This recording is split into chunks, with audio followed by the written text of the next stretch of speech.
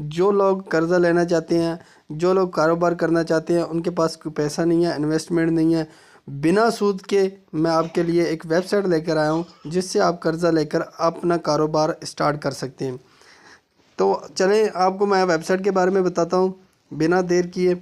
जिना welfare society ये बिना सूद के आपको पैसा देती है। 1 साल में 2 साल में आप वापसी के पाबंद हैं। जितने आप लोगे उतने ही वापस करने पड़ेंगे। इसकी कोई किस्त वगैरह नहीं है, बिना सूद के हैं।